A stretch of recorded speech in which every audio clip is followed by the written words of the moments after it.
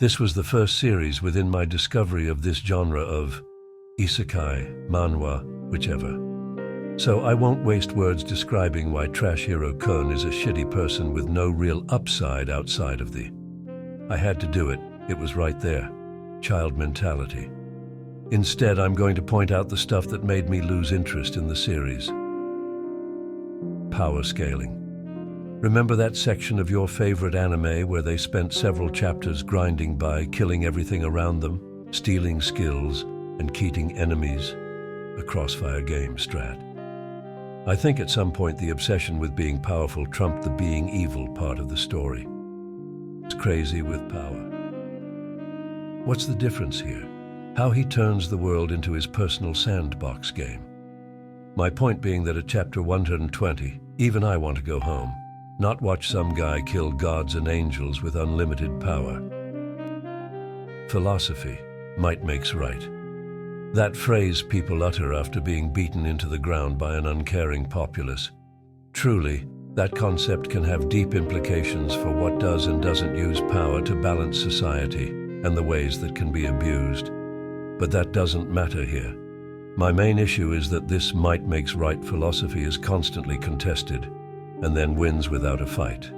No, it's largely just an excuse to say that the most convenient way to deal with problems is to blow them out of the way.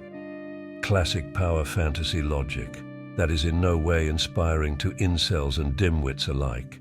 Seriously, they assigned this guy a therapist to argue the decisions he makes, and she just has nothing to say when he commits genocide for the second time. It's a little unsettling that the author doesn't have a real argument against why you shouldn't abuse power, especially when it's unnecessary. Story. Oh, my bad. There isn't actually a story here. Remember, this is just a sandbox video game where you slowly get more powerful by choosing to throw hands instead of growing as a person. That's not even a joke. Describe one way the series is currently not a smash-and-grab simulator. I strongly feel that the series wants to try a bunch of random storylines, but is still obsessed with trying to punch its way out, leaving the overall narrative as a steaming pile of messiness. At least, after the brutal behavior and dehumanizing philosophy, it has slapstick comedy, and only slapstick comedy. Basically, I recommend better than this. My growing frustration and apathy eventually made me lose interest, since I felt like I was indulging not in a power fantasy, but in someone's masterpiece of what they want to be when they grow up. It has been some time since I've thought of this story. Thank you for listening in on this topic.